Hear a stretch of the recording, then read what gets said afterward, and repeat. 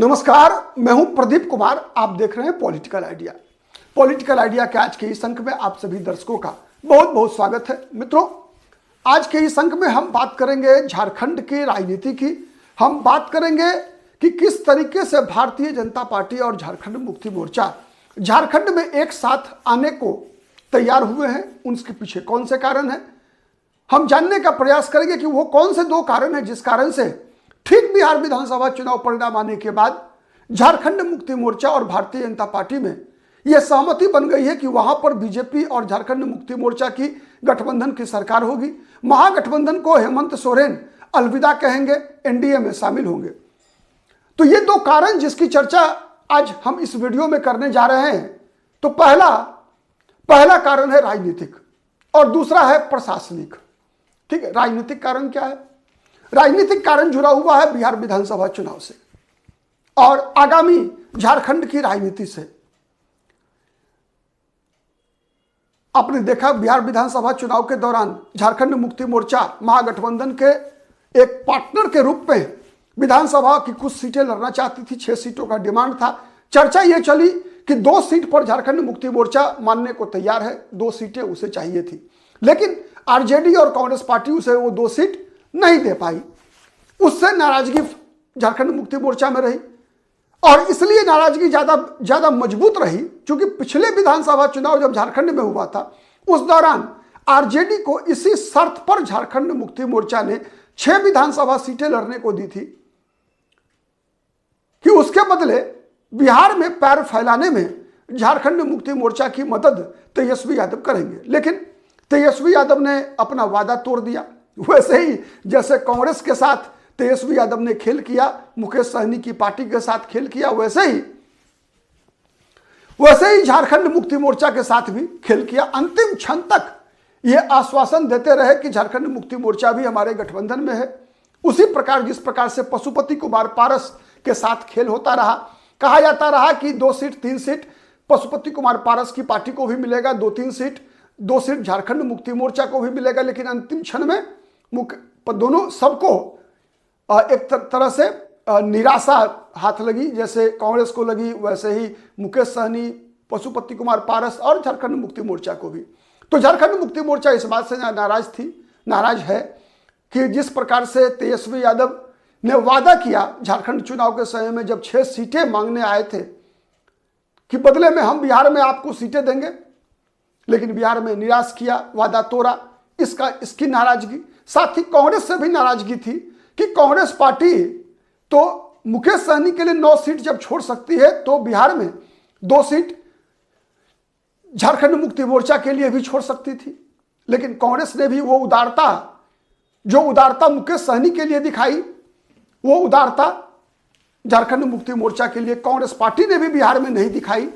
तो ये एक कारण है। दूसरा कारण इसी से जुड़ा हुआ है, जिस प्रकार का परिणाम बिहार विधानसभा चुनाव में आया कि एक तरफा जीत हुई एनडीए की, तो वह भी झारखंड मुक्ति मोर्चा को निराश करने वाला है कि इस साल जितने भी विधानसभा चुनाव हुए, लोकसभा चुनाव के बाद 2024 लोकसभा चुनाव के बाद जितने भी चुनाव हुए राज्यों में, चाहे वो महाराष्ट्र का विधानसभा चुनाव हो, चाहे वो झारखंड का विधानसभा चुनाव हो, चाहे वो हरियाणा का विधानसभा चुनाव हो, चाहे वो दिल्ली का विधानसभा चुनाव हो, चाहे वो बिहार का विधानसभा चुनाव हो, केवल एक झारखंड के अलावे हर राज्य में एनडीए सरकार बनाने में कामयाब हुई। महाराष्ट्र में, हरियाणा में, बिहार में एनडीए की सरकार थी, वापसी हुई। दिल्ली आम आदमी पार्टी से बीजेपी छीनने में कामयाब रही।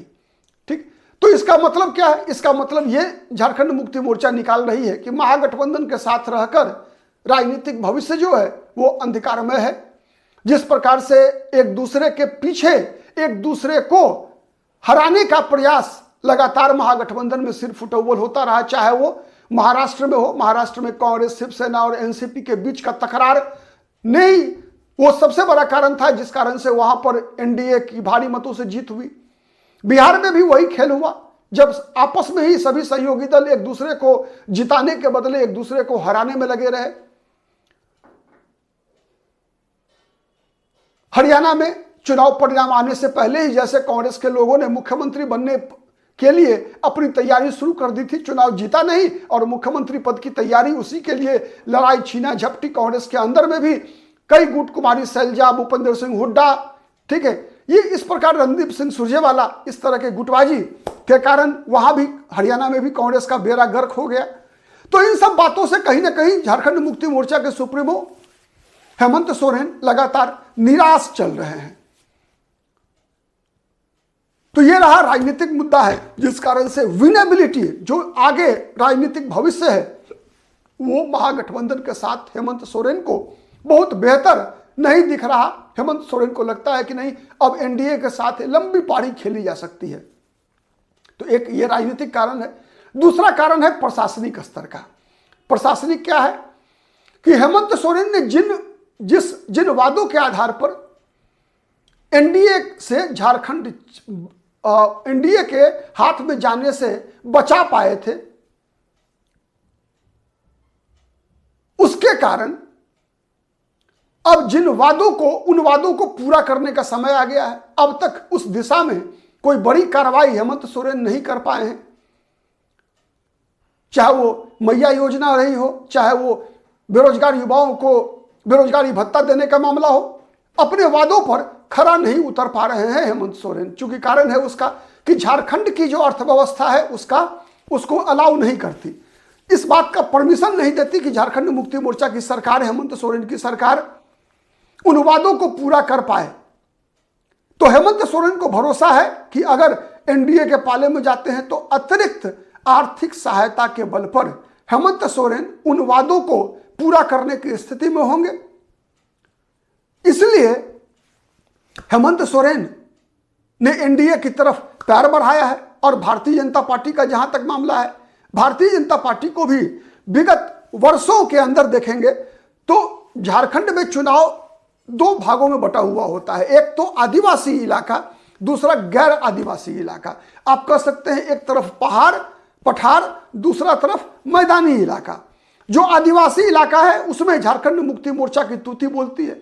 भारतीय जनता पार्टी ने एक दौर में जो अपना प्रभाव बनाया था, उस प्रभाव में कमी आई है। उसके कारण क्या है, आपको याद होगा पिछले विधानसभा चुनाव के दौरान कई चैनल्स पर बातचीत के दौरान मैंने कहा था, विश्लेषण के दौरान, कि विगत वर्षों में झारखंड में भारतीय जनता पार्टी के जो आदिवासी समाज के नेता हैं, जो बीजेपी के जो अनुसूचित जनजाति समाज के नेता हैं, वो भी राजनीति कहाँ करते हैं? राजनीति करते हैं मैदान में। वो राजनीति करते हैं, चाहे बाबूलाल मरांडी हो, चाहे वो अर्जुन मुंडा हो। ये लोग राजनीति करते हैं गैर आदिवासी वोटों का, मतलब गैर आदिवासी मतों के बल पर ही ये बड़े बड़े नेता बने हुए हैं।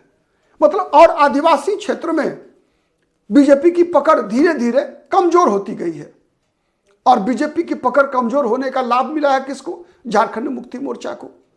तो बीजेपी चाहती है कि एक राउंड कुछ वर्षों तक लगातार अगर हम हेमंत सोरेन के साथ रहते हैं, झारखंड मुक्ति मोर्चा के साथ रहते हैं, तो उस आदिवासी मतों को अपने पाले में लाने में आसानी होगी। साथ ही झारखंड मुक्ति मोर्चा से नजदीकी आदिवासियों के होने का और बीजेपी से दूरी बढ़ने का एक नुकसान क्या हुआ है कि जो आदिवासी इलाकों में जो ईसाई मिशनरियों का प्रभाव लगातार बढ़ता जा रहा है। आपको याद होगा विगत वर्षों में भारतीय जनता पार्टी ने आरएसएस और वनवासी कल्याण आश्रम के माध्यम से ईसाई मिशनरियों की गतिविधियों पर नियंत्रण पाने में कुछ हद तक सफलता मिली थी। लेकिन जैसे जैसे भारतीय जनता पार्टी का प्रभाव घटा आदिवासी इलाकों में, वैसे वैसे ईसाई मिशनरियों की ताकत बढ़ती गई। साथ ही न केवल ईसाई मिशनरी बल्कि बांग्लादेश से होने वाला घुसपैठ भी झारखंड में एक बड़ा चिंता का कारण बना हुआ है। झारखंड में कई ऐसे इलाके हैं जहां पर कि बांग्लादेश से आकर लोग यहां पर आदिवासी भोली भाली महिलाओं से, लड़कियों से को अपने जाल में फंसाते हैं, फिर उससे शादी कर लेते हैं और शादी करके उसकी संपत्ति पर कब्जा करते हैं। इस प्रकार से साहेबगंज पाकुड़ का जो इलाका है वहां जमाईगंज अब उसे कहा जा रहा है। मतलब बांग्लादेश से आने वाले वहां के लोग इन भोली भाली आदिवासी महिलाओं से विवाह करते हैं, उनको लोकल बॉडी इलेक्शन में उम्मीदवार भी बनवाते हैं, जितवाते भी हैं, और फिर मुखिया पति, सरपंच पति, वार्ड सदस्य पति के रूप में अपने काम से वहां आदिवासियों की जमीन पर कब्जा करते हैं और उसका आर्थिक लाभ जो है उठाते हैं। तो इस प्रकार से न केवल ईसाई मिशनरी के द्वारा बल्कि ये बांग्लादेशी मुसलमानों के द्वारा भी धर्म परिवर्तन का खेल लगातार झारखंड में चल रहा है। और आपको पता है कि ये बहुत बड़ा कंसर्न जो है केंद्र सरकार के लिए भी है कि इन बांग्लादेशी घुसपैठियों के आमद पर नियंत्रण, और जो आ गए हैं उनको वो किसी भी प्रकार से आदिवासी के हितों पर कुठाराघात नहीं कर सके। इसके लिए स्थानीय स्तर पर भी भारतीय जनता पार्टी को सरकार की आवश्यकता है, डबल इंजन सरकार की आवश्यकता है। अगर राज्य सरकार का सहयोग नहीं मिलेगा तो केंद्र में की सरकार चाहते हुए भी कुछ नहीं कर पाएगी। अभी जिस प्रकार से बिहार में एसआईआर हुआ, बंगाल में एसआईआर चल रहा है, चुनाव में एक बड़ा मुद्दा बना था, बिहार में भी बांग्लादेशी घुसपैठ, बंगाल में भी बनने वाला है। तो इस प्रकार की परिस्थिति में अगर झारखंड में एनडीए की सरकार होती है और हेमंत सोरेन बीजेपी के साथ होते हैं तो इन आदिवासी इलाकों में बीजेपी को, चाहे वो ईसाई मिशनरियों का द्वारा धर्मांतरण हो या फिर बांग्लादेशी मुसलमानों के द्वारा धर्म परिवर्तन कराकर आदिवासियों की संपत्ति पर, जमीन पर कब्जा करने का मामला हो, इससे निपटने में केंद्र सरकार को आसानी होगी। तो ये दो प्रमुख, एक राजनीतिक, दूसरा प्रशासनिक कारण है जिस कारण से भारतीय जनता पार्टी और झारखंड मुक्ति मोर्चा दोनों ने एक साथ राजनीति करने का फैसला किया है, एक साथ सरकार बनाने का फैसला किया है। अब केवल इसके लिए एक उचित समय का इंतजार किया जा रहा है।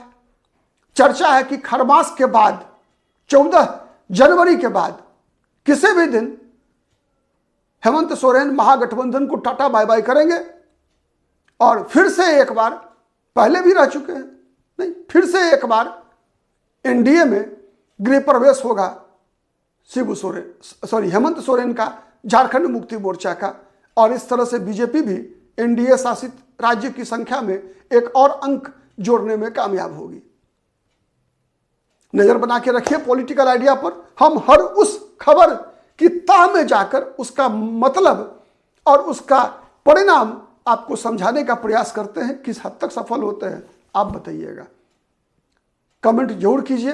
पसंद आता है तो लाइक कीजिए, शेयर कीजिए, जिससे कि अधिक से अधिक लोगों तक हमारी बातें पहुंच सके। हमारा मकसद कभी भी पॉलिटिकल आइडिया के मन से किसी भी पॉलिटिकल पार्टी के पक्ष में, विपक्ष में नैरेटिव चलाने का नहीं होता है। हमारा एकमात्र मकसद है इस देश की जनता को राजनीति का सच्चा अर्थ समझाया जाए, यह बताने का प्रयास किया जाए कि देश हित की राजनीति पार्टी हित की राजनीति से अलग होती है। पत्रकारिता का काम किसी भी दल विशेष का के लिए नैरेटिव बिल्डिंग नहीं होता, बल्कि पत्रकारिता का काम होता है जनता को राजनीतिक रूप से जागरूक करना, जिससे कि जनता को चुनाव के दौरान फैसला करने में आसानी हो सके। पत्रकारिता लोकतंत्र का चौथा स्तंभ कहा जाता है, जिसका एकमात्र काम है सत्ता के तीनों अंग, विधायिका, कार्यपालिका और न्यायपालिका पर नियंत्रण स्थापित करना, और उसके लिए जनता का राजनीतिक रूप से जागरूक होना परमावश्यक है। और उसी भूमिका का निर्वाह करने का फैसला पॉलिटिकल आइडिया ने किया है। कितना सफल होते हैं आप बताइएगा। आज के लिए इतना ही, बहुत बहुत धन्यवाद।